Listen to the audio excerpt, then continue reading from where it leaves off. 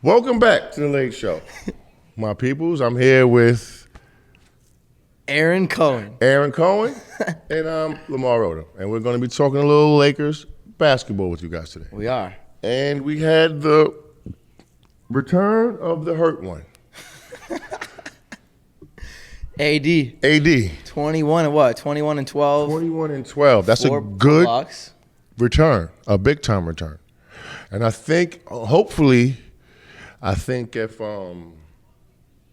Thomas Bryant's minutes increase, hopefully he can kind of like put a cushion in between AD and being hurt. Because I know AD doesn't like even being called the five, if I'm not mistaken. Right, you said mentally. Right? So even mentally, if we can increase Thomas Bryant's minutes at the five, we can keep AD. So you think AD and TB should start together? I think that's probably be your best defensive team. At least to finish the games. If they're not starting the games, I would like to see them on a court finishing games. Because you pointed it out. We didn't really see LeBron, or we didn't see AD and TB on the floor at the same time. No, not too much yesterday. I was looking forward to see that. Yeah. Rim protection. Still got the win. And defensive presence in the paint. Mm-hmm. And we were able to still win the game. Just because we're better than San Antonio. Yeah, but I want to move back. What about the Clippers? Because they've beat us 10 straight times, and it seems like every time they come to play us, they come to play. They really come to play. Well, yeah, I think the Lakers have to step up to that challenge, especially in the regular season. That's a game that the Clippers they want that one, huh? Yeah, they're looking forward to that one. And they've got us 10 straight times. defending their place in the city. Yeah. And I'm not mad at them because I know what it feels like to be both. Yeah, you've been on both sides. They drafted you. That's a fact. I know what it feels like to be both. And as a Clipper, you're always looking over like to see how it is over in that other locker room. And they beating our ass. Yep. They're beating our ass. When it comes time to play in the playoffs. Yeah, I mean, yeah, but our thing is all about, the Lakers is all about being better than all the other teams. Right. Not about being better than the Clippers. What about if the Clippers have a bad year? So I think the team goals, right, are different. But right now, the Clippers have a championship contending team. They definitely do. It's all about health. Same with us. Yeah. But I want to talk about our new pickup. We just traded Kendrick Nunn and 3 second-round picks for Rui Hachimura. Yeah, shout out to Kendrick Nunn. Hope you continue success. Play well in Washington. Yeah, but what do you think about Rui? In his debut, he had 12 points, 6 rebounds, and a team-high plus 17. And Laker fans really like that one, plus 17. Well, I like him because he can create his own shot. And he has size. And with that size, he can defend and rebound. And that's what the Lakers need. They need someone who can assist with LeBron with the scoring. Right. And AD. And hopefully give them guys some offensive stretches of rest offensively. And he can bring a spark off the bench. I don't know do you think they're going to start him? Or because he has starting potential. Did he start in Washington? Did he start? He did. I'm pretty sure he did, yeah. Sometimes he did, sometimes he did. But, that's another thing. I wanted to ask you because Laker fans really like that trade, Rui.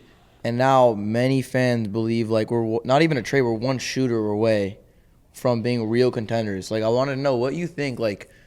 Obviously we assume full health, even though it's, not a given. But, let's say we are fully healthy. The Lakers are lacking a shooter, at least one. They're lacking a shooter? They are lacking. Because Rui's not a shooter. No, he's a shot maker. He can make shots. So who's that one guy you think will put us? He's not a shooter too. I mean, no. Do you commit yourself to getting a shooter? And then 100%. We both agree, bro. Trade those picks. Even if we don't need to trade both, I think at this point, with LeBron playing the way he's playing, Like, I don't know if anyone expected that. Guard James You is playing probably did. at a real high level. What? You probably expected that LeBron would play at this level in year 20. I personally did. I was like, nah. Like, but you got to know what you're getting. You feel what I'm saying? You got to know the man and what he's about and his love for the game. If he's in shape, he's going to be one of the best players in the That's NBA. what Phil said last week. You know what I mean? But, so what do you think? I mean, I honestly think with full health, look at the top, like the 3rd seed right now, the 4th seed. We have Sacramento. We have New Orleans at number 4 currently. Well, it's all about risk and reward, right? Do you have enough synergy right now? Are you good? Do you want to disrupt it? Right. The deadline's coming up. What kind of shooter do you want to bring in? Do you want to bring in a defender / shooter, a guy that just shoots? I'm more in favor of a guy that just does more than one thing. Like a 3-and-D guy? Yeah. I mean, there's plenty of two-way guys. Like guys like, what's the guy from Milwaukee, the old veteran? Who don't miss a 3? No, Wesley Matthews? Oh, yeah. We had him. But yeah, him. Yeah, that's a good point. 3-and-D guy. Yeah, like guys like that. Because guys that just play on one side of the basketball, I'm not really a fan of that shit. Right. And then you better shoot at a high clip. You know what I'm saying? If you're not playing D. Yeah. So those are guys like Buddy Hield. Like also the Nets apparently are open to trading Seth Curry, Joe Harris, and Patty Mills. All one-sided guys for the most part. Like they're elite shooters, but they don't play defense. Yeah. But I think one of those guys can help. Like I think getting a guy like Seth Curry or Patty Mills, like Patty Mills is on the minimum. Yeah.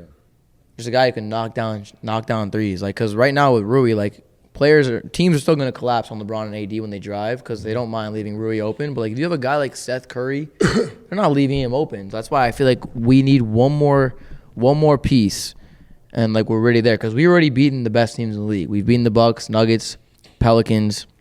You know what I think? I gotta get me like a GM board. What do you mean by that? Like just a GM board like that. Players? Yeah. I think I need one of those. Well, we got to get you in the office. That's what we got to do. Yeah. Player development or something. Yeah, hopefully we got something like that brewing soon. Hell yeah. So, yeah, back to, like, the starting lineup because...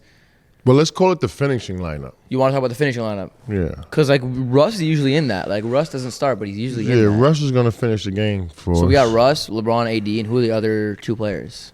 Is it TB? Is it Austin Reeves? Well, I think... Here's the rosters right here. I think right now it's going to be Rui. I think it's going to be Rui and Troy Brown because I like size. Right.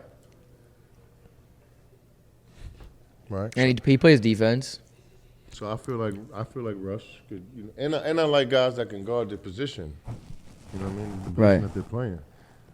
And I feel like, those guys that I just named can guard the position. Yeah. I mean, my opening lineup, my starting 5, I would have Dennis Schroeder, Austin Reeves, LeBron, AD, and TB.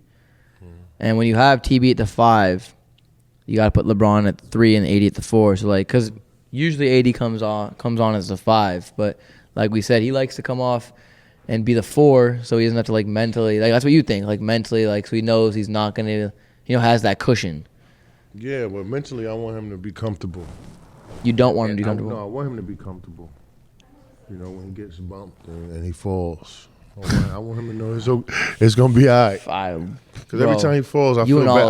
I feel bad for, like, the crowd. The fans shouldn't have to go through that type of anxiety, Bro, literally that last night happened twice, and the entire arena was like, no.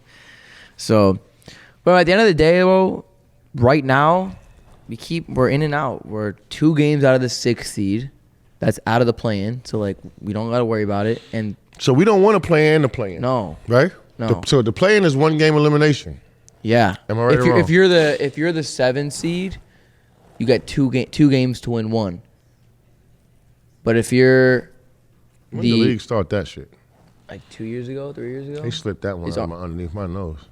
Are you a fan of it? Because personally, like, I like it a lot. I think it's cool. It's fun. Like, it just must be annoying for teams that are like in 6, 7, or 7, 8 seed. So really, 10 teams make the playoffs. Yeah, 7 plays 8. Right, 7 plays 8, and then 9 plays 10. The winners of those, or the win. Has a 10th team ever made it to the finals? Nope. No, they made it to the second round, though. The second round, I believe. But yeah, bro, I mean, I think with us, bro, we just got to win like 3-4 games in a row, have the teams in front, a couple of the teams in front of us lose, and we're right there. No, it's so close in the West. I told you, bro, 3 games. But I was telling y'all this when everybody was panicking. I told you got the best player in the world. If AD play up to his potential, we had that one stretch. Right. Where he went crazy. If we could get a nice little push before the All-Star break. That'll be nice. Coming up in a couple weeks. Going to Utah. Because right now we got a road trip, and I wanted to talk to you about that. We got a Grammy road trip, and I think it's about 5 games this time. But what was it like for you? I know you've spoken about being on the road, but how tough is it being on the road for 7? You know, Lakers 7 of the next 9 games are on the road. Family, hotel, you don't have your own car. No, but that is a good time to bond as a team. You know what I mean? For us, that's what we always did. What would you guys do on like those road trips? Like, what are things that you like common, like activities? Just spend time with each other. Would you go out? Yeah, movies. Movies. Go out to dinner. Regular, normal shit. Nothing crazy? Normal shit that you would do with your brother. Right. Or your cousin, right? That you haven't seen in a long time. Nothing crazy. A club. Because like at home, you're not doing that. Like, it depends on where you at too. City, right? huh? What about if you're in Miami, Chicago, New York? You're probably gonna step out a little bit. So what would you think, like players coming into LA and having a day off in LA? Would you guys like have that in your mind, like as players? Like I'm sure, like Phil wasn't like, oh, the guys, like whoever's playing us is going to have like 2 days off in LA. Nah, we know their schedule. You guys know that. Yeah, we know their schedule too. We might even throw some chicks at them. They probably think they got lucky and like I might have sent the chick at them or two. You know what I'm saying? To try to wear their legs out. Do you guys like target certain players? Hell yeah, I would do it. Bro, you got to play any like you said, bro. The fans, what they would do, they'll do anything. But people got to understand players too. Like they know what. An advantage if you got some players that ain't in tune like that. Yeah. Thoughts on Shannon Sharpe? Because you were actually at that game versus the Grizzlies. Like that was a whole thing. Like the whole thing. Like the whole team came up to Shannon. They took him out. Ja's dad. And I'll tell you before you say whatever you want to say. Like the fans, they loved that. They were like, "Yo, Uncle Shannon standing up for LeBron and the whole team, putting his body on the line." I want to get your perspective as like a former player. What's that all about? I was really probably surprised to see it because Shannon Sharpe is an athlete. Right. So I was kind of just surprised to see him even really. Where were you sitting on that? Were you close to that? Or on the other side? I don't know because I was on the side, but it's like from both sides. What did he say? And then what did you expect him to say? Mm-hmm. Okay, so if he offended you, like I don't know. I just seen 2 black men arguing on TV that didn't have anything to do with the game, so I'm offended by that. But then they made up afterwards, so that's cool. Yeah. But I mean, they're not just 2 regular black guys. Like it's Shannon Sharpe and John Moran and the whole team. They're the high profile. And Shannon is like a huge, like a centerpiece of on TV. Fandom. Right, I hear you. Yeah, like you know what I mean. Just too high profile. But it was sad for our culture, but they made up, and that's good. And it's funny. It's come out. The Grizzlies are 0-4 since that moment. Yeah. So fans are like, yo, Shannon's the GOAT. 0-4. Yeah. I mean, I don't know. That's too bad though. Like, it's more for the fans, you know. And Shannon apologized though. I don't know if you saw that one. I seen it. Yeah, he apologized. Shannon ain't backing down too. He a big motherfucker. Yeah, he's ripped. You on his podcast? Yeah. What's he like in person? He cool. He cool. I'm just saying, though, I'm thinking about both sides. Like, what could that man say that could offend you that bad where y'all going to fight in between the basketball game? Like, what the fuck? You serious? Like, I mean, the whole team, too. It was like Bane, Adams. Stop it. But we see LeBron playing at such a crazy level right now, and I know the Lakers. God James. The Lakers are currently 13 seed, but like we were talking about before the pod, if the Lakers go on a run like we expect them to, and like crack 5, 6 seed, 5th seed, like would it be crazy? Like as an unbiased Laker fan, like would it be crazy to like? How could I be an unbiased Laker fan? To put LeBron into the MVP conversation? Because like look at what he's doing. MVP? Yeah. He just dropped 48 the other night. If you think he ain't in MVP conversation, you fucking nuts. Okay, but bro, they're 12, they're 13. I don't care. He's MVP of the league. He carrying his team like no other. Doesn't matter though. You gotta be winning to be the MVP. Look. I mean, like you would know better than me. I'm a fan. You played the game, but like, don't you think like Tatum, Jokic, Luka, Embiid, Giannis, like guys like those who are like on winning teams, like Jokic and Tatum. I don't know. He's gonna break the scoring record. It's happening. How the fuck is he not the MVP when that happens? What the fuck? Because the MVP is a single season award. Yeah. Okay. I know.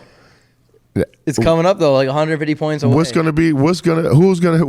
season's gonna be better than that when he breaks that record? I could be because when he breaks that, and then the Lakers go on a run, like God James, probably gonna get ready for those T-shirts to come out, bro. We need to have like Lamar somehow incorporated in that. But like you said, when LeBron breaks it and his teammates, start to gain like momentum and get inspired, they'll go on a run. Sooner than like they'll be in the a top 5 seed, and the playoffs are right around the corner. Like that's when I feel like. Then people are going to start talking about LeBron being in the MVP. God James. As soon as he gets close to this record, bro, it's coming. It's a wrap. God James T-shirts everywhere. God James banners everywhere. God James. We might have a pair of God James sneakers come out. You know what we should do? We should get Lamar on the podcast. Just give him a call and be like, yo. Who? Lamar? You should get LeBron James to come on the podcast. Let's see. God James. God James on the pod. But... That's what I gotta know. We have God James come up. We gotta do a God James banner. Welcome to the Bleed Show, God James. You know what I'm saying? We'll see, man. We got to do it big for the best. We will. But yeah, I think it's exciting. We're right outside the play-in, 3 games out of the 4th seed or 5th seed. The bottom line is very crunched up, and I think it's exciting. So. And the last thing I want to talk to you about is what we were just talking about, the record breaking, the game. It actually happens. I just checked Ticketmaster, and every game like where it's supposed to happen, like it's Thunder and then Bucks. Like to get in, it's like $400 to get in. God James. We know you're gonna be there. Fuck yeah, bro. With my God James T-shirt. It may be actually on the road. You gonna fly out? God James. I'm gonna be the biggest groupie. I'm gonna have my God James.